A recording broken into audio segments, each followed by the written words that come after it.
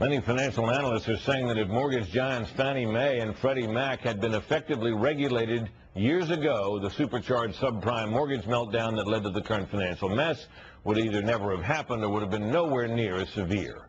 Chief White House correspondent Bret Baier rejoins us now to examine the timeline. What were those warning signs? Who raised them and who disputed them? The Bush administration raised red flags starting in April 2001. The 2002 budget request declares that the size of mortgage giants Fannie Mae and Freddie Mac is, quote, a potential problem because financial trouble in either one of them could, quote, cause strong repercussions in financial markets. In 2003, the White House warning about Fannie and Freddie was upgraded to a systemic risk that could spread beyond just the housing sector.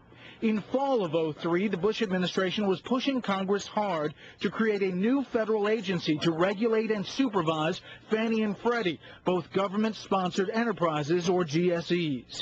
We need a strong, world-class regulatory agency to oversee the prudential operations of the GSEs and the safety and the soundness of their financial activities. But then Treasury Secretary Snow was getting a lot of pushback from then-ranking member, now chairman of the House Financial Services Committee, Democratic Congressman Barney Frank. Fannie Mae and Freddie Mac are not in a crisis. In fact, Frank said the federal government should be encouraging Fannie and Freddie to do more to get low-income families into homes. And he believed too many people had a sky-is-falling mentality. The more people, in my judgment, exaggerate a threat of safety and soundness, the more people conjure up the possibility of serious financial losses to the Treasury, which I do not see. I think we see entities that are fundamentally sound financially and withstand some of the disaster scenarios. And even if there were a problem, the federal government doesn't bail them out.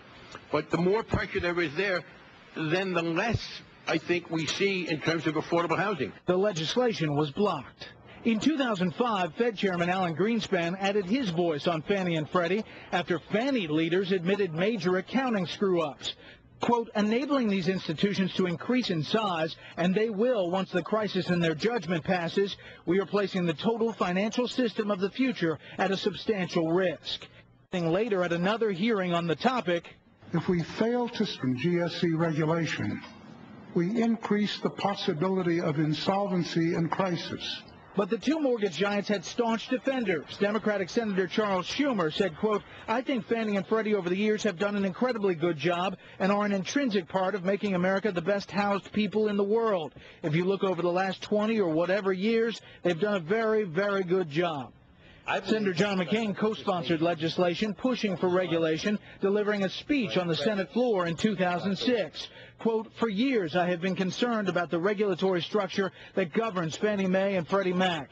And the sheer magnitude of these companies and the role they play in the housing market, the GSEs need to be reformed without delay. That bill made it out of the Senate Banking Committee with a party line vote. All of the Democrats voted against it, but fearing that they didn't have the votes to pass it, Republicans didn't even bring it up on the Senate floor. Senator Obama did not weigh in on that bill. Bret. All right, Bret, thank you very much. At least one major